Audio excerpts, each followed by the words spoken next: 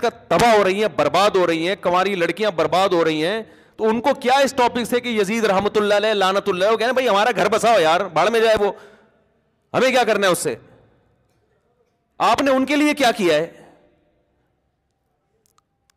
قوم میں رشوت کس قدر پھیل رہی ہے, تبلیغی جماعت کو 100 بار سلام, کتنے لوگوں کی زندگیاں انہوں نے تبدیل کر دی. ان کا تو ٹاپک یہ نہیں ہے, نہ کربلا پہ بیان کرتے ہیں, نہ ان کو ربیع الاول کا پتہ ہے. کیسا شرک اور بت پرست, کتنے بڑے بڑے گلوکار فنکار ہیں, داڑیاں رکھوا دی ان کو, تہجد گزار بنا دیا. کتنے غیر مسلم ہیں, تبلیغ والے تو ریکارڈ بھی نہیں رکھتے. اگر یہ ریکارڈ رکھتے نا رجسٹر میں, لاکھوں غیر مسلم ہیں جو تبلیغ والوں کو دیکھ کے مسلمان ہوئے ہیں, حالانکہ کوئی شو بازی کا شوق نہیں ہے, تو کوئی ریکارڈ بھی نہیں رکھا ہوا. کارگزاری میں زیادہ اس طرح کی باتیں بیان کرنے کی بھی اجازت نہیں, بھی کام کو فوکس کرو.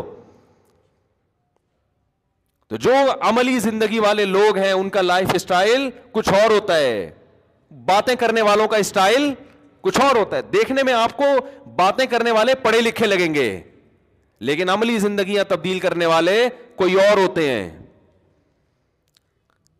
میں تو جانتا ہوں کیسے کیسے لوگوں کی زندگیوں کو تبدیل کیا ہے, کیا کیسے کیسے پتھر دلوں کو تبلیغ جماعت میں نکل کے رام ہوئے. وہ چرسی جی, تو کتنے لوگ ہیں دنیا میں جن کو ہم جانتے ہیں, ایسے لڑکوں کو جو قتل کیا کرتے تھے, جو شراب پیا کرتے تھے, تبلیغ میں وقت لگا کر ان کی زندگیاں چینج ہو گئی. اگر ان کو کسی ایسے خطیب کے محفل میں لے جا کے بٹھا دیتے کہ وہ بیان کر رہا ہے جناب اس پہ, کربلا پہ بیان کر رہا ہے, اور حجاج بن یوسف پہ رپورٹ پیش کر رہا ہے, بنو امیہ پہ رپورٹ پیش کر رہا ہے, یہ لوگ شراب چھوڑتے؟ یہ اسی میں الجھ کے رہ جاتے. حدیث میں دعا سکھائی ہے, اللہم انی اعوذ بک من علم لا ینفع, اللہ ایسے علم سے پناہ مانگتا ہوں جو فائدہ نہ پہنچائے. تو ہماری پیدائش کا مقصد یہ ہے کہ تم میں سے اچھا عمل کون کرتا ہے, کوئی شخصیت مقصود نہیں, عمل مقصود ہے. دیکھو کس قدر اسلام میں شخصیت پرستی کی نفی ہے, اس کی میں ایک مثال آپ کو دیتا ہوں صحیح حدیث سے. بہت ٹیکنیکل مثال ہے, اس کو خوب اچھی طرح سمجھیں. قرآن مجید میں سورہ توبہ میں اللہ نے غزوہ تبوک کا واقعہ بیان کیا,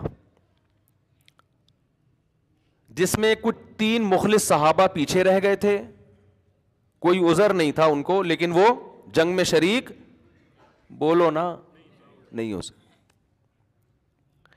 بہت سے منافقین بھی پیچھے رہ گئے.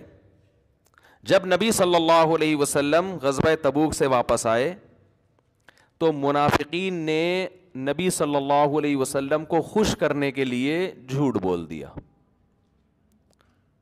تاکہ نبی آپ پہ ناراض نہ ہو, نبی کو تکلیف نہ ہو. اگر وہ یہ کہتے نا ہمیں کوئی عذر نہیں تھا پھر بھی ہم پیچھے رہ گئے, تو انہیں پتا تھا نبی کو اس سے کیا ہوگی, تکلیف ہوگی. تو قرآن نے کہا یحلفون لکم لترضوا عنہم, کہ یہ آپ کے سامنے قسمیں اٹھاتے ہیں تاکہ آپ ان سے راضی ہو جائیں, آپ ان سے خوش ہو جائیں. فَإِن تَرْضَوْا عَنْهُمْ فَإِنَّ اللَّهَ لَا يَرْضَىٰ عَنِ الْقَوْمِ الْفَاسِقِينَ. اگر آپ خوش ہو بھی گئے تو اللہ ایسے فاسقوں سے خوش نہیں ہوگا.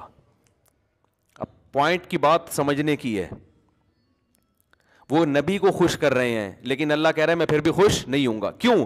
یہاں نبی کو خوش کرنے کا مقصد اللہ کو خوش کرنا نہیں تھا, ذات نبی مقصود تھی جس میں اللہ نہیں تھا. تو اس میں بتا دیا گیا کہ نبی کو خوش کرنا بھی جب ثواب ہے, جب اس خوش کرنے کا مقصد کس کو خوش کرنا ہو, اللہ کو خوش کرنا ہو. تو اسلام میں پہلے کون ہے, اللہ ہے.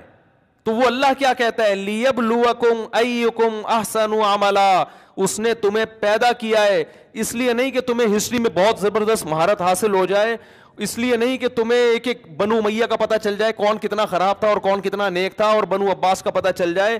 اس لیے پیدا کیا لیبلوکم, وہ تمہیں آزمانا چاہتا ہے, ایکم احسن عملا, تم میں اچھا عمل کون کرتا ہے.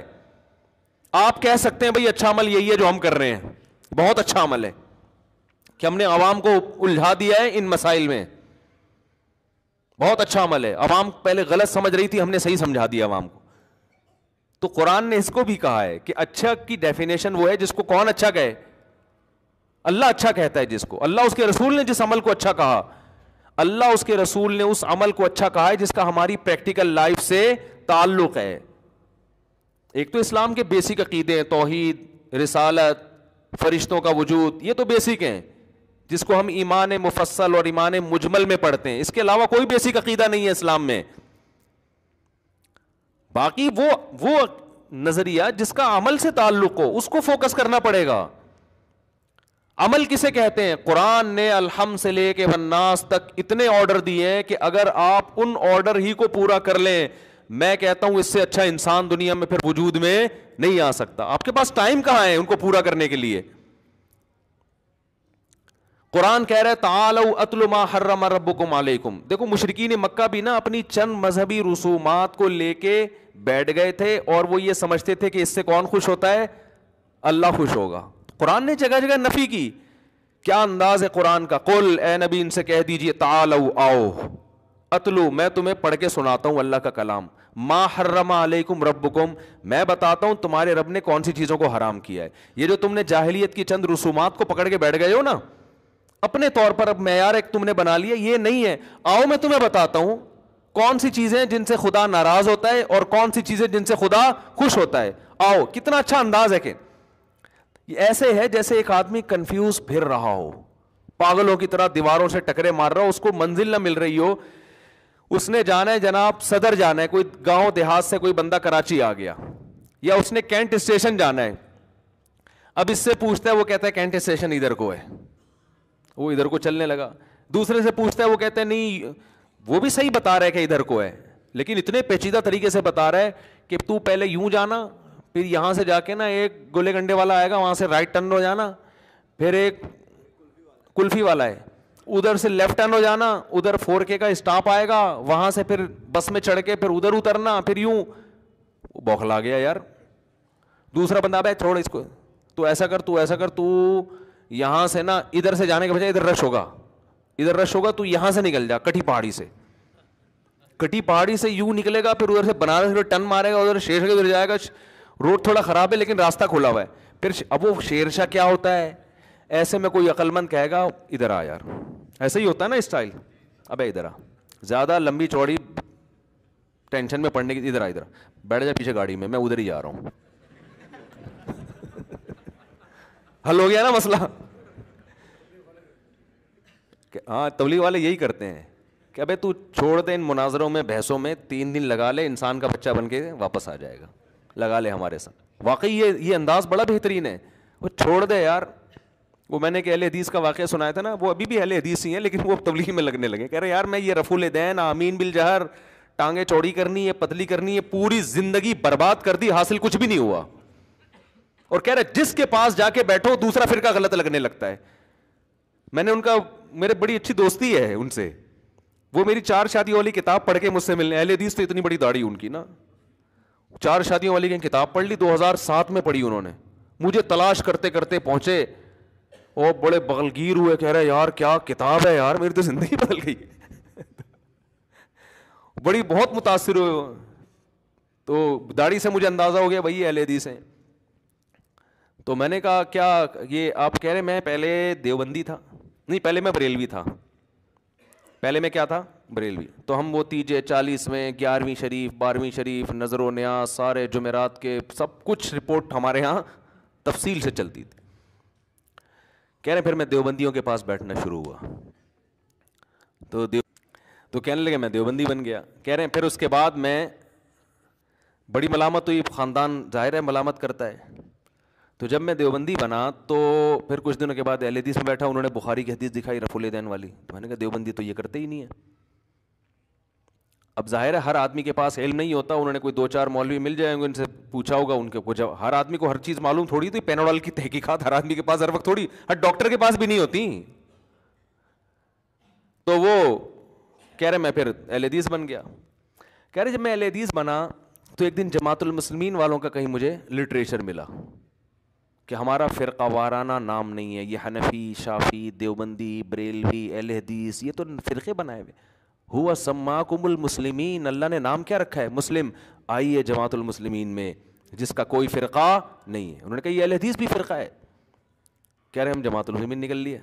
اب آسان نہیں ہوتا مسلک چھوڑنا, ملامتیں, کہہ رہے نہیں ہمیں تو حق کی تلاش تھی, ہم کہاں نکل لیے, جماعت المسلمین. کہہ رہے جماعت المسلمین کے اب شکر ہے اس کے بعد کوئی لیٹسٹ فرقہ وجود میں آیا نہیں تھا اس سے اوپر کا, لیکن اب جماعت المسلمین بھی پارٹ 1 پارٹ 2 ہو گئی ہے, ورنہ وہ ساری زندگی پارٹ 1 پارٹ 2 کے مناظرے کراتے رہتے کہ ان میں پارٹ 1 صحیح ہے یا پارٹ 2 صحیح ہے. اب تو جماعت المسلمین کا مسئلہ ایسا حل ہوا ہے نا جب سے پارٹ 1 پارٹ 2 آیا, جماعت المسلمین کا زور بھی ختم ہو گیا, ورنہ ہم یہاں محلے میں ایک درد سر بنے ہوئی تھی جماعت المسلمین. ہر تھوڑے دن میں کوئی لڑکا لٹریچر لے کے آ رہا ہوتا, اس کا کیا مطلب ہے, اس کا کیا مطلب ہے. ہم شادیوں پہ کام کر رہے ہیں, لوگوں کو کہہ رہے ہیں یار بیوہ عورتوں کو سہارا دو, اور جناب طلاق یافتہ عورتوں کو سہارا دو, اور ادھر تو علماء کی صلاحیت ہے جب ان چیزوں میں لگیں گی تو معاشرے میں وہ مثبت کام کس ٹائم پہ کریں گے بیٹھ کے.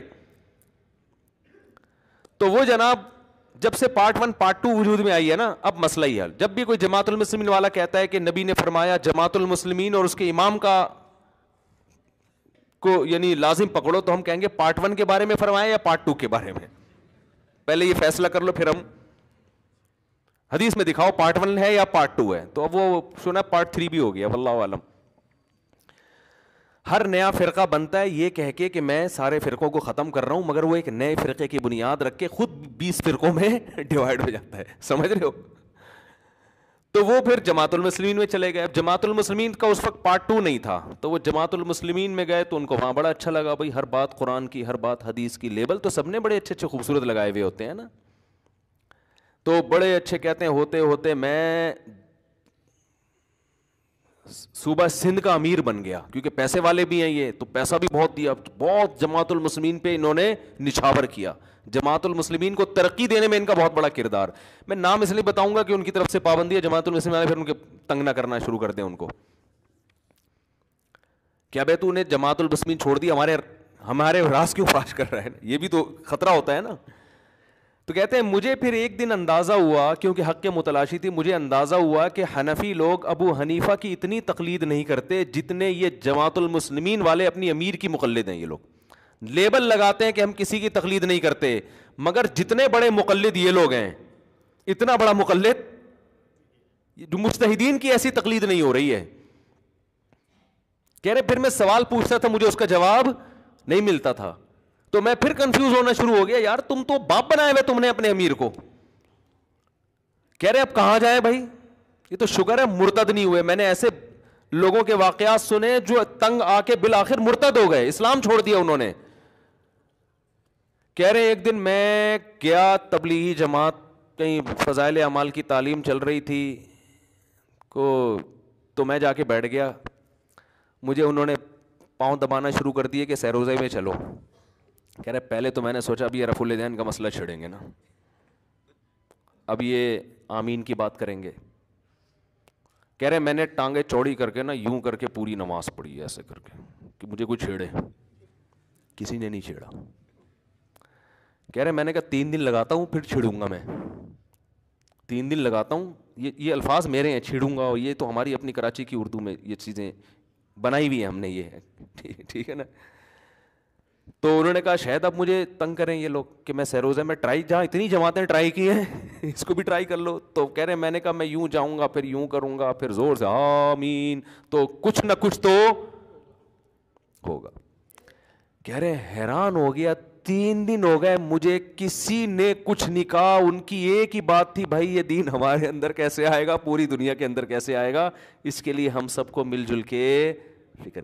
کہہ رہے میں کہہ رہا ہوں بھائی یہ رف, کہہ رہا چھوڑ تو جیسے کر رہا ہے نا کرتا رہے. یہ جو سعودی عرب میں تبلیغی جماعت پہ پابندی لگی ہے نا, اس پہ بہت سے لوگ مجھے کہہ رہے ہیں آپ حکومت سعودیہ کے خلاف بیان دیں. ہم نے ایک بڑے عالم کی بات بڑی خاندانی سنی جو میرے شیخ ہیں, انہوں نے کہا تبلیغی جماعت پہ جب پابندی لگی ہے تو اس کو تبلیغی انداز سے ہی حل کرنا پڑے گا. تبلیغی انداز یہ کہ کسی کے خلاف بیان نہ داغا جائے, کیونکہ اگر آپ بیانات داغنا شروع کر دو گے نا حکومت کے خلاف, سعودی حکومت کسی کی نہیں سنتی, سمجھ رہے ہو نا. وہ آپ کے میرے بیان سے متاثر ہو کر یہ نہیں کہ مفتی طارق مسعود صاحب کا بڑا خطرناک بیان آ گیا, محمد بن سلمان نے کہا آج سے میں نے اپنا فیصلہ واپس. ان کی جون ہی وہاں بڑے بڑے علامے پڑے ہوئے ہیں, بڑے بڑے مفتیان کرام نے ایک حرف بولا اندر ہو گئے.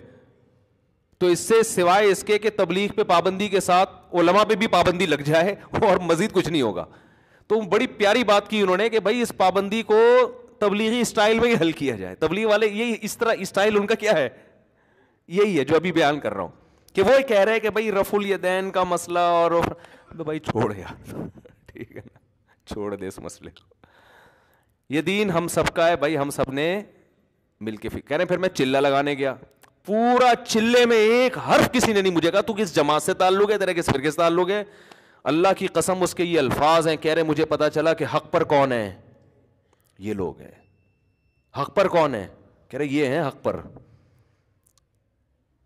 تو گھوم پھر کے نا دھکے کھا کے جب فرقوں سے پٹ پٹا کے بالآخر یا تو مرتد ہو جاتا ہے یا گھوم پھر کے کہتا ہے یار جانے دو یہ ہمارے مسائل ہے نہیں. تو بالکل یہی انداز ہے قرآن کا. جیسے میں بتا رہا ہوں صدر بھیجنا ہو, جیسے تبلیغ والوں کے پاس جاؤ نا, کیا کہہ رہے ہیں یار آجا ہمارے ساتھ 40 دن گزار لے بس. تو وہی اسٹائل ہے. صدر جا رہے تھے, وہ ادھر ادھر, اس نے کہا بھائی پیچھے بیٹھ جا گاڑی میں, ادھر آ ادھر بیٹھ جا, میں پہنچا دوں گا تیرے کو. تو یہاں بھی یہی ہے, قل تعالوا اتل ما حرم ربکم علیکم. اے نبی یہ بوکھلاتے پھر رہے ہیں اپنی طرف سے, زمانے جاہلیت کی رسومات کو فالو کر رہے ہیں. ان سے کہ آؤ آؤ ذرا میں تمہیں بتاتا ہوں, ما حرم ربکم علیکم, بتاؤ میں بتاتا ہوں کیا حرام کیا ہے. وہ چیزیں حرام کی ہے جو بالکل نیچر بھی ان کو غلط کہتی ہے, کوئی بہت پیچیدہ دین نہیں ہے. اللہ تشرکوا بہ شیئا, اللہ کے ساتھ کسی کو شریک نہ کرو, اس نے بنایا, اس کے کون شریک ہو سکتا ہے. وبالوالدین احسانا.